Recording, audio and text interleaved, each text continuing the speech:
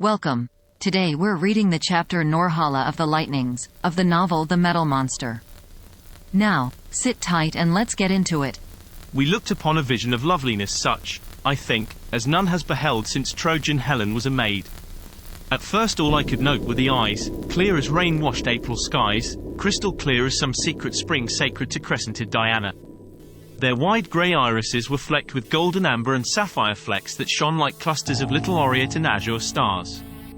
Then with a strange thrill of wonder I saw that these tiny constellations were not in the irises alone, that they clustered even within the pupils deep within them, like far-flung stars in the depths of velvety, midnight heavens. Whence had come those cold fires that had flared from them, I wondered, more menacing, far more menacing, in their cold tranquility than the hot flames of wrath.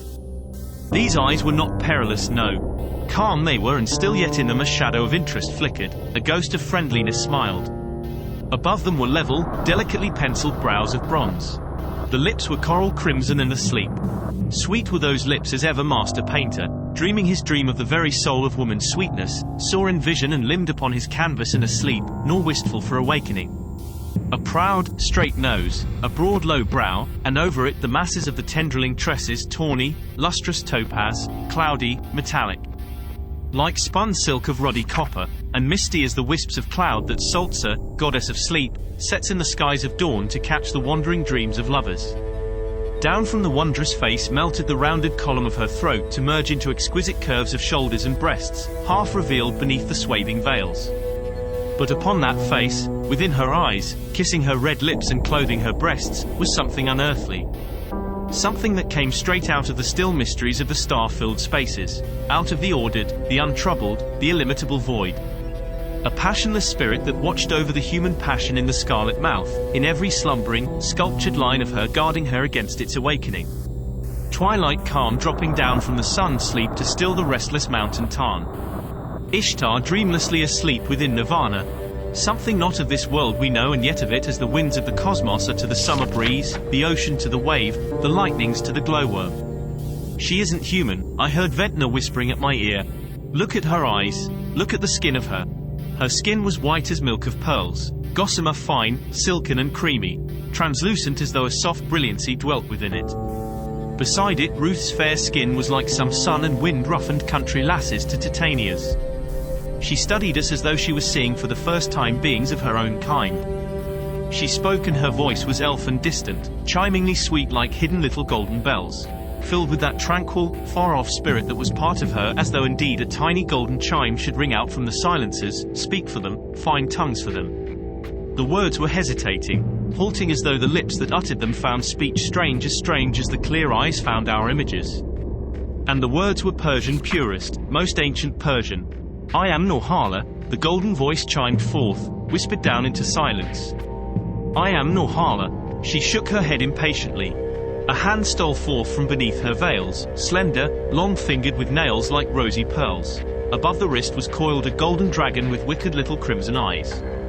The slender white hand touched Ruth's head, turned it until the strange, flecked orbs looked directly into the misty ones of blue. Long they gazed and deep. Then she who had named herself NORHALA thrust out a finger, touched the tear that hung upon Ruth's curled lashes, regarded it wonderingly. Something of recognition, of memory, seemed to awaken within her. You are troubled? She asked with that halting effort. Ruth shook her head. They do not trouble you. She pointed to the huddled heap strewing the hollow. And then I saw whence the light which had streamed from her great eyes came. For the little azure and golden stars paled, trembled, then flashed out like galaxies of tiny, clustered silver suns.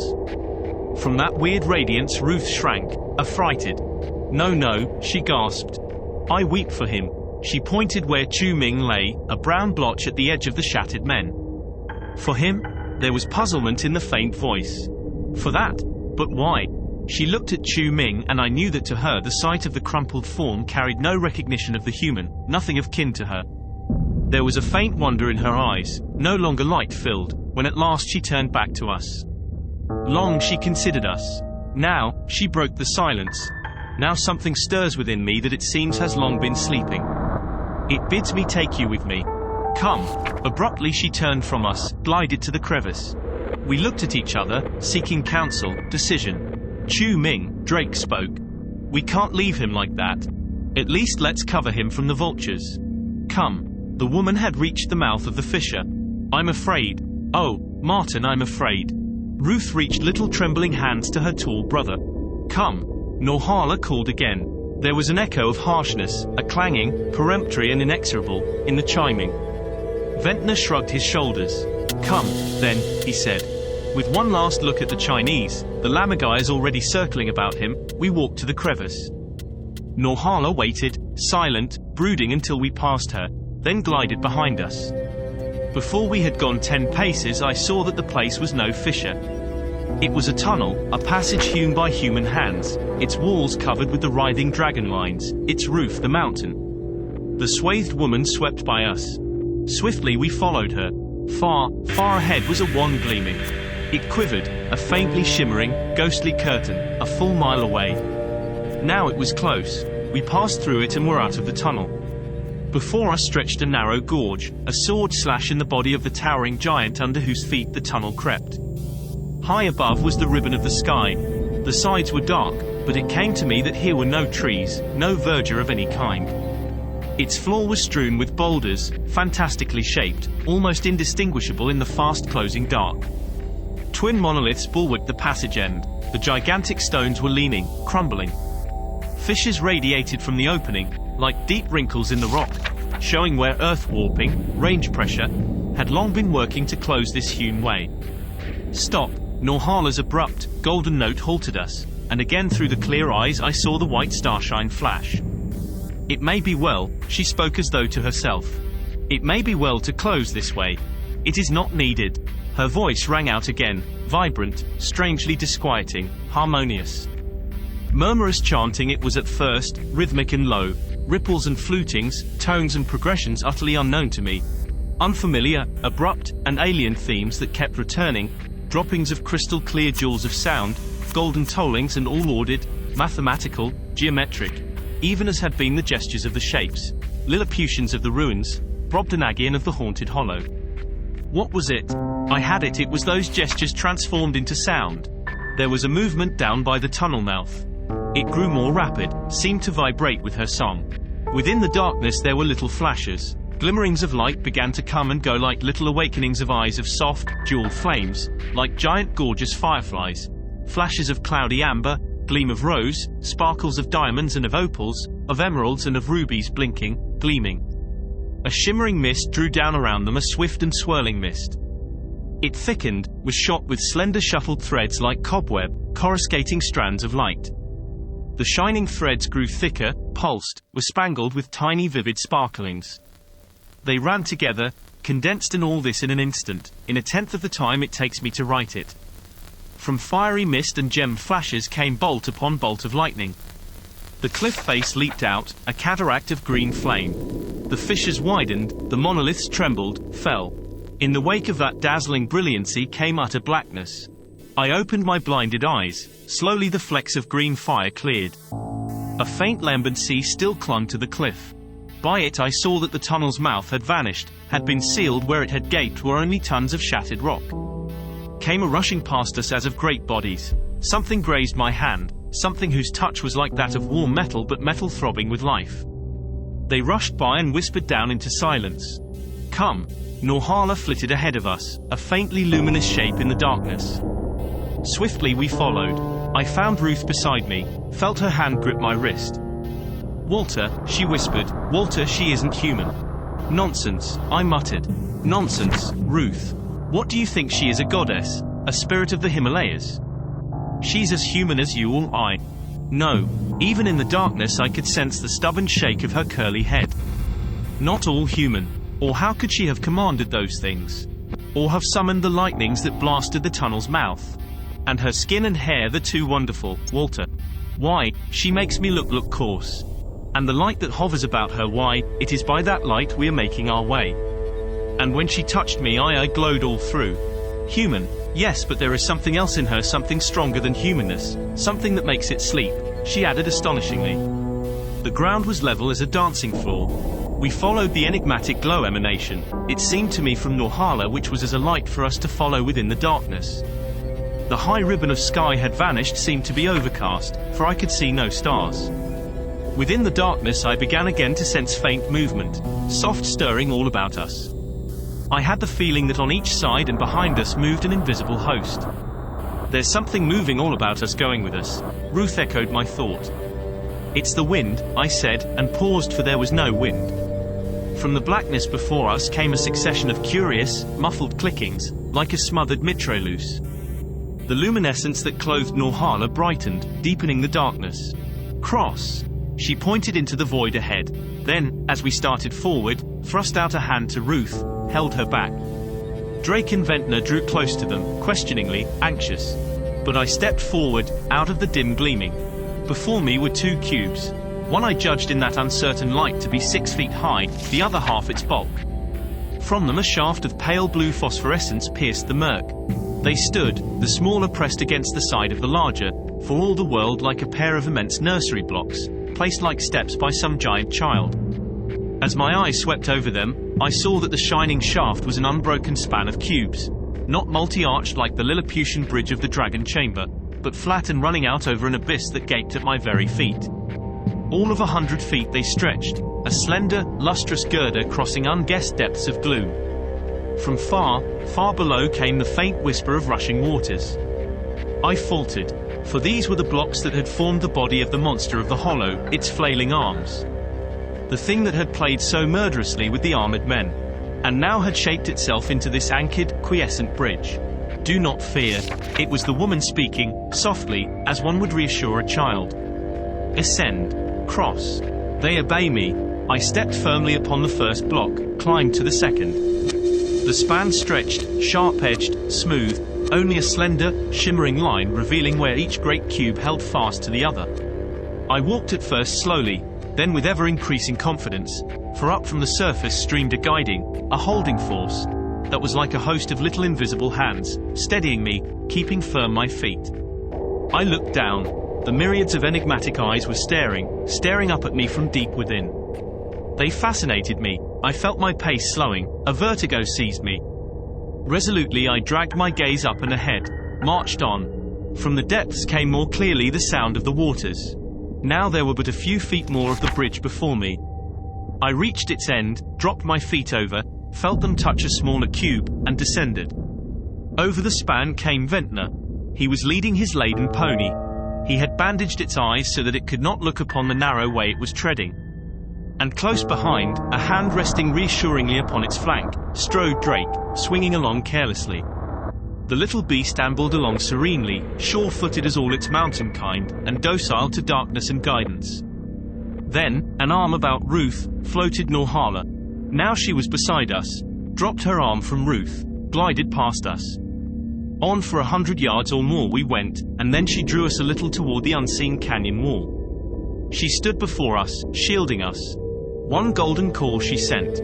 I looked back into the darkness. Something like an enormous, dimly shimmering rod was raising itself. Higher it rose and higher. Now it stood, upright, a slender towering pillar, a gigantic slim figure whose tip pointed a full 100 feet in the air. Then slowly it inclined itself toward us, drew closer, closer to the ground, touched and lay there for an instant inert. Abruptly it vanished, but well I knew what I had seen. The span over which we had passed had raised itself even as had the baby bridge of the fortress, had lifted itself across the chasm and dropping itself upon the hither verge had disintegrated into its units, was following us. A bridge of metal that could build itself and break itself. A thinking, conscious metal bridge. A metal bridge with volition, with mind, that was following us. There sighed from behind a soft, sustained wailing. Rapidly it neared us. A wanly glimmering shape drew by, halted. It was like a rigid serpent cut from a gigantic square bar of cold blue steel. Its head was a pyramid, a tetrahedron. Its length vanished in the further darkness. The head raised itself, the blocks that formed its neck separating into open wedges like a Brobdingnagian replica of those jointed, fantastic, little painted reptiles the Japanese toy makers cut from wood. It seemed to regard us mockingly. The pointed head dropped past us, streamed the body. Upon it other pyramids clustered like the spikes that guarded the back of the nightmare Brontosaurus. Its end came swiftly into sight, its tail another pyramid twin to its head. It flirted by gaily, vanished. I had thought the span must disintegrate to follow, and it did not need to. It could move as a composite as well as in units. Move intelligently, consciously as the smiting thing had moved. Come. Norhala's command checked my thoughts. We fell in behind her. Looking up, I caught the friendly sparkle of a star. Knew the cleft was widening. The star points grew thicker. We stepped out into a valley small as that hollow from which we had fled, ringed like it with heaven-touching summits. I could see clearly.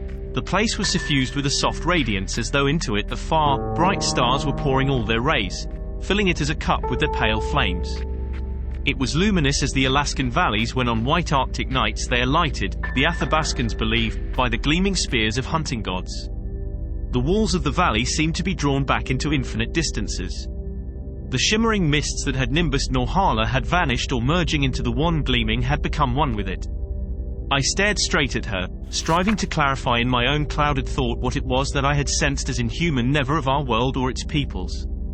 Yet this conviction came not because of the light that had hovered about her, nor of her summonings of the lightnings, nor even of her control of those things which had smitten the armored men and spanned for us the abyss. All of that, I was certain, lay in the domain of the explicable, could be resolved into normality once the basic facts were gained. Suddenly, I knew. Side by side with what we term the human, there dwelt within this woman an actual consciousness foreign to earth, passionless, at least as we know passion, ordered, mathematical, an emanation of the eternal law which guides the circling stars. This it was that had moved in the gestures which had evoked the lightnings. This it was that had spoken in the song which were those gestures transformed into sound. This it was that something greater than my consciousness knew and accepted. Something which shared, no, that reigned, serene and untroubled, upon the throne of her mind. Something utterly uncomprehending, utterly unconscious of, cosmically blind to all human emotion, that spread itself like a veil over her own consciousness. That plated her thought. That was a strange word. Why had it come to me? Something that had set its mark upon her, like the gigantic claw print on the poppied field, the little print of the dragoned hall. I caught at my mind, whirling I thought then in the grip of fantasy, strove by taking minute note of her to bring myself back to normal. Her veils had slipped from her, baring her neck, her arms, the right shoulder. Under the smooth throat a buckle of dull gold held the sheer, diaphanous folds of the pale amber silk which swathed the high and rounded breasts, hiding no goddess curve of them. A wide and golden girdle clasped the waist, covered the rounded hips and thighs. The long, narrow, and high-arched feet were shod with golden sandals, laced just below the rounded knees with flat turquoise-studded bands. And shining through the amber folds, as glowing above them, the miracle of her body. The dream of master sculptor given life. A goddess of earth's youth reborn in Himalayan wilds. She raised her eyes, broke the long silence. Now being with you, she said dreamily, there waken within me old thoughts, old wisdom, old questioning, all that I had forgotten and thought forgotten forever. The golden voice died. She who had spoken was gone from us, like the fading out of a phantom, like the breaking of a film. A flicker shot over the skies, another and another. A brilliant ray of intense green like that of a distant searchlight swept to the zenith, hung for a moment and withdrew. Up came pouring the lancers and the streamers of the aurora, faster and faster, banners and slender shining spears of green and iridescent blues and smoky, glistening reds. The valley sprang into full view. I felt Ventnor's grip upon my wrist. I followed his pointing finger. Into the valley from the right ran a black spur of rock, half a mile from us, 50 feet high. Upon its crest stood Norhala. Her arms were lifted to the sparkling sky, her braids were loosened, and as the fires of the aurora rose and fell, raced and were still, the silken cloud of her tresses swirled and eddied with them. Little clouds of coruscations danced gaily like fireflies about and through it. And all her bared body was outlined in living light, glowed and throbbed with light filled her like a vessel, she bathed in it. She thrust arms through the streaming, flaming locks, held them out from her, prisoned. She swayed slowly, rhythmically, like a faint, golden chiming came the echo of her song. Abruptly around her, half circling her on the black spur, gleamed myriads of gemfires. Flares and flames of pale emerald, steady glowing of flame rubies, glints and lambencies of deepest sapphire, of wan sapphire, flickering opalescences, irised glitterings. A moment they gleamed. Then from them came bolt upon bolt of lightning that darted upon the lovely shape swaying there. Lightnings that fell upon her, broke and dashed, cascading, from her radiant body. The lightnings bathed her, she bathed in them. The skies were covered by a swift mist. The aurora was veiled. The valley filled with a palely shimmering radiance which dropped like veils upon it, hiding all within it. Hiding within fold upon luminous fold NORHALA. Did you enjoy today's chapter of The Metal Monster? Why not subscribe and ring the bell?